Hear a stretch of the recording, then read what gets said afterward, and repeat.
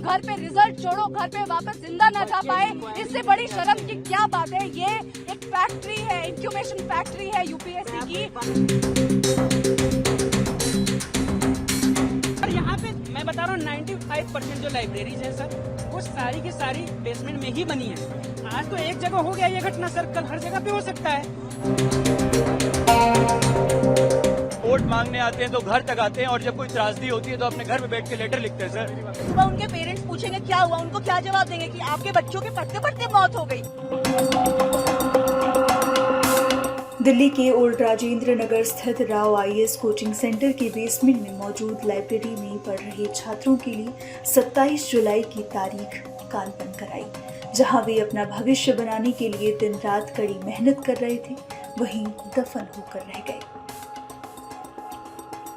इस बीच उन छात्रों का क्या जो अपने साथी छात्र के साथ मौत के तहखाने में गए तो थे, लेकिन लौटे अकेले। उनका साथी वहीं रह गया। वे अपना दुख प्रशासन तक पहुंचाने के लिए सड़कों पर उतर आए हैं और प्रदर्शन कर रहे हैं। आंखों में नमी, कपकपाती आवाज में वो अपना दर्द तो बयां कर ही रहे हैं, तो दूसरे ही पल खुद को ढांढस बंधाते हुए पूरी ताकत के साथ प्रशासन के खिलाफ आवाज उठा रहे हैं। इस हादसे पर देश का भविष्य बनने वाले छात्रों का क्या कहना है, सुनिए। मैं जिम्मेदार, पहली बात तो प्राइमरी जिम्मेदार तो हमारी जो एमसीडी है, जो जिनकी देखरेख में ये सब चीजें नहीं होनी चाहिए थी, वो है। सेकंड, हम मेरे हिसाब से जो अक्यूज होने चाहिए वो हमारे जो कोचिंग इंस्टीट्यूट है वो उनके डायरेक्टर होने चाहिए, बिकॉज उनके नेतृत्व में ही जो बिल्डिंग है उसका इंफ्रास्ट्रक्चर पे प्रॉपर ध्यान नहीं जाया गया है। उसके वजह से I think the main culprit here is the MCD and the director who neglected the students interest. ये कोई आई वुड से कि पहली बार हुआ ऐसा कोई मुद्दा नहीं है जो आउट ऑफ द ब्लू हो गया और हम सब लोगों को मक्खियों ने काटा और हम सब रोड पे इकट्ठे हो गए। ये रीअकरिंग एक सिचुएशन है। दूसरा ये है कि एमसीडी हमारा रिपीटेड ऑफेंडर है। यहाँ पे सारे बेसमेंट में वॉशरूम चोक होता है, यानी सीवेज जो है वो बैक मारता है। सीवेज बैक मारने का मतलब है जितना भी सीवेज है वो बेसमेंट के वॉशरूम से बाहर आता है, यानी जो बच्चा अंदर है वो अंदर के पानी से भी फंस गया और बाहर से भी वो पानी से फंस गया। घटना को लेकर के एमसीडी कह रही है कि ये आपदा है, ये कहीं भी कहीं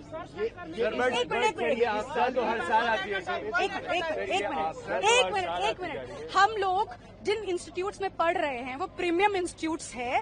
यहाँ के डायरेक्टर्स और फैकल्टीज क्लेम करते हैं कि ये लोग पॉलिसी मेकर्स हैं और ये लोग जो है गवर्नेंस वगैरह के जो सब्जेक्ट्स है उनमें एक्सपर्टीज रखते हैं। तो क्या इन लोगों को नहीं पता था कि किस तरीके से human induced disasters can occur? क्या इनको ये नहीं पता था कि बिल्डिंग्स में फायर एग्जिट होना जरूरी है, फ्लड एग्जिट होना जरूरी है? आप लाखों की तादाद से बच्चों को यहाँ पर बुलाते हैं, उनसे फीस इकट्ठी करते हैं, उनके माँ बाप को झूठे आश्वासन देते हैं कि आपका बच्चा हमारी देखरेख में सुरक्षित रहेगा, और वो उसको करने, ये अपनी जो छोटी सी एक रिस्पॉन्सिबिलिटी इनकी जो बनती है, जो माँ बाप फी पे करके एक चीज एक्सपेक्ट करता है फैकल्टी से, और उसके अलावा मुझे नहीं लगता कि कोई भी पेरेंट और कोई चीज एक्सपेक्ट करता है कि हमारा बच्चा सुरक्षित रहे। यहाँ पे उनकी जान के साथ जानबूझ के खेला गया है, क्योंकि 3 दिन पहले जो इंसिडेंट हुआ है वो incident was enough to open the eyes of the administration. Everyone kept silence and everyone kept mum over it. Last year Mukherjee Nagar में फायर। आप लोग भी प्रोटेस्ट कर रहे हो, क्या डिमांड है आपकी? खासकर दिल्ली गवर्नमेंट एक्टिव हुई है, दिल्ली गवर्नमेंट सुनिए हमारी बात। आपका सवाल मैं सॉरी बीच में इंटरप्ट करना चाहूंगी। आपको यहाँ पर समझने की ये जरूरत है कि हम यहाँ पे एस्पिरेंट्स हैं और हम कोई भी पॉलिटिकल मुद्दे एंडोर्स करने यहाँ पर नहीं आए हैं। तो यहाँ पर हमारे जो दोस्त हैं उनकी जाने गई है, तो यहाँ पे ये बहुत ही एक सेंसिटिव इशू है। यहाँ पे इसको हमको पॉलिटिसाइज नहीं करना है। यहाँ पे हम मीडिया से, हम पुलिस से, हर किसी से इस इशू पे सेंसिटाइज्ड जो है एक बिहेवियर एक्सपेक्ट कर रहे हैं, जो कि हमें अभी तक नजर नहीं आया है। प्रशासन चुप है, जो राव स्टडी सर्कल का डायरेक्टर है वो चुप है, और तो और उनकी सारी फ्रैटर्निटी चुप है। Resident welfare association old Rajendra Nagar का वो चुप है, बिजली विभाग चुप है, पानी विभाग चुप है, हर जगह से चुप्पी है। यहाँ पे सिर्फ और सिर्फ पॉलिटिशियंस ट्वीट कर रहे हैं और पॉलिटिशियंस आ रहे हैं। That is their responsibility to take care of the common citizen. हम उससे ज्यादा इस इशू के ऊपर पॉलिटिसाइज कमेंट्स पास नहीं करना चाहते हैं। जो हमारे मुद्दे हैं, जो हमारी डिमांड्स है, they are restricted and limited to the administration, and we want the culprit who is Mr. Ved Gupta to come here, क्योंकि उनका यहाँ पे ना होना सिर्फ और सिर्फ ये चीज नहीं दिखाता है कि वो कितने चैन से इस इशू के ऊपर रिएक्ट कर रहे हैं, वरना अभी तक उनकी नींदें उड़ जानी चाहिए थी। यहाँ पे लाइनों से, तादाद से यहाँ पे सारे कोचिंग इंस्टीट्यूट के डायरेक्टर्स को प्रेजेंट होना चाहिए था। मेरे माँ बाप ने मुझे कैसे यहाँ भेजा है वो उन्हें पता है, और उनका बच्चा घर पे रिजल्ट छोड़ो, घर पे वापस जिंदा न जा पाए, इससे बड़ी शर्म की क्या बात है। ये एक फैक्ट्री है, इंक्यूबेशन फैक्ट्री है यूपीएससी की, और हमारी सिक्योरिटी और सेफ्टी का यहाँ पे कोई ध्यान नहीं रखा गया है। It is a very very shameless thing. I am We want the people from the government to show up and take the responsibility. Secretary को लेटर लिखा है कि 24 घंटे में इसको इन्वेस्टिगेट करे और report submit. Sir, we want a resignation. 24 घंटा पता है आपको कितना होता है?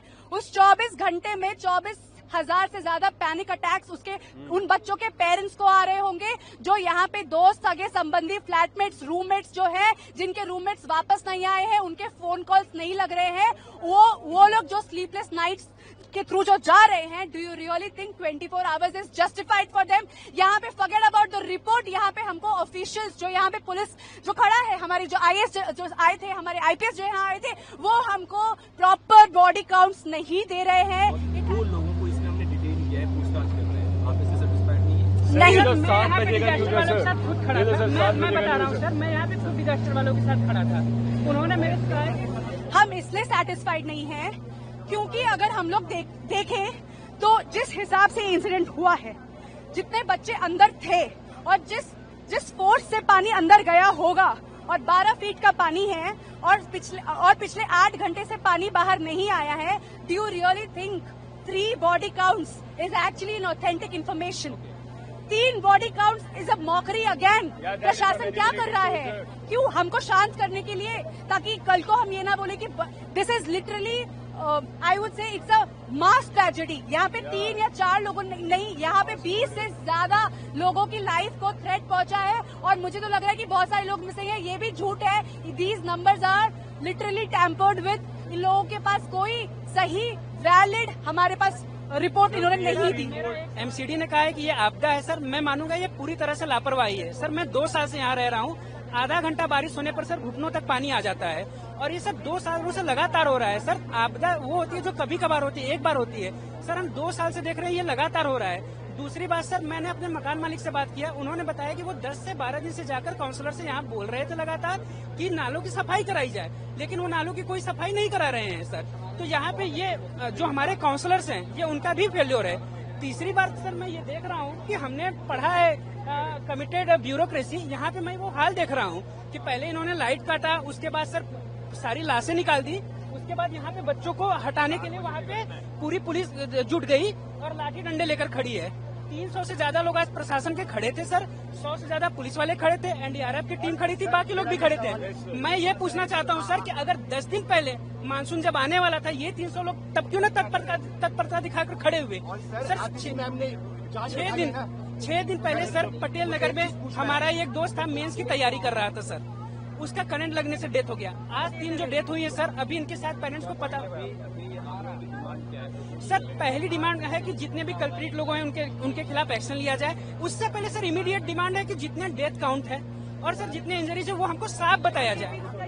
मैं खुद बता रहा हूँ, मैं डिजास्टर के लोगों के साथ यहाँ पे खड़ा था, उन्होंने मुझे बताया, पता नहीं सच बताया झूठ बताया मुझे नहीं पता, उन्होंने यहाँ पे बताया कि अराउंड 8 to 10 कैजुअलिटीज की बात उन्होंने मुझे बताई जो डिजास्टर के लोग थे। सही बताइए गलत बताइए मुझे नहीं पता है सर, बट उन्होंने मुझे ये बताया। तीसरी बात सर, हमें वीपी गुप्ता चाहिए, और यहाँ पे मैं बता रहा हूँ 95% जो लाइब्रेरीज हैं सर, वो सारी की सारी बेसमेंट में ही बनी है। आज तो एक जगह हो गया ये घटना सर, कल हर जगह पे हो सकता है।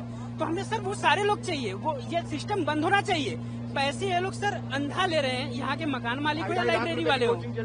सर यहाँ पे एक रूम जिसमें 2 बच्चे रह रहे हैं, उसका टोटल रेंट 20,000 है। आपको क्या लगता है किसकी गलती है, एमसीडी की गलती है? बिल्कुल एमसीडी की भी गलती है सर, करप्शन वहीं से चालू होता है। फिर उसके बाद से दूसरी गलती यहाँ के कोचिंग वालों की है, क्योंकि करप्शन तो सर वहीं से शुरुआत होता है ना, ध्यान उन्होंने नहीं दिया। Sir, there is no one to take the responsibility here. We want someone from the government to come here and take the responsibility for the people, for all the students who have lost their lives here. और यहाँ पर sir वो एक tweet करने से, एक letter लिखने से अपने इसी कमरे में बैठ के सर क्या भविष्य लोगों का यहाँ पे सुधार रहे हैं सर।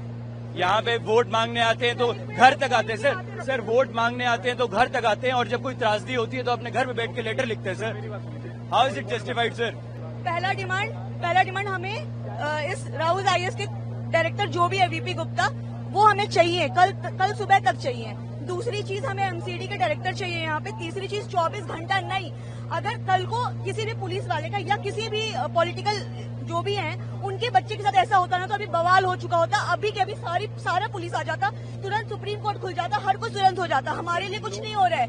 उसके बाद मैं आगे बताती हूँ, ये कोचिंग वाले हमसे 2-2 लाख रुपए लेते हैं। किस बात की ले रहे हैं ये 2-2 लाख रुपए? और सिर्फ ये नहीं, हर एक कोचिंग इंस्टीट्यूट अंडरग्राउंड है। एक वॉशरूम है, वो भी इतना घटिया सैनिटेशन है, उसका एक डोर है, थंब से वो खुलता है। अगर इलेक्ट्रिसिटी कट ऑफ हो जाएगा वो खुलेगा नहीं, सारे अंदर फंस जाएंगे। कौन जिम्मेदारी देगा? यहाँ बच्चे कुछ गलत नहीं कर रहे थे राहुल IAS में बैठ के। अगर सुबह उनके पेरेंट्स पूछेंगे क्या हुआ, उनको क्या जवाब देंगे कि आपके बच्चों के पढ़ते पढ़ते मौत हो गई। Wow, what an answer! पढ़ते पढ़ते किसका मौत होता है? आपको बताते चलें कि दिल्ली फायर डिपार्टमेंट को शाम 7 बजे के आसपास कोचिंग सेंटर के बेसमेंट में पानी भरने से छात्रों के फंसने की खबर मिली थी। शुरुआत में बेसमेंट में पानी भरने से 2 छात्राओं की मौत की खबर थी, जबकि एक लापता बताया जा रहा था, जिसके बाद 3 छात्रों की मौत की पुष्टि की गई। For exclusive and insightful videos, subscribe to our new channel ABP Live Premium.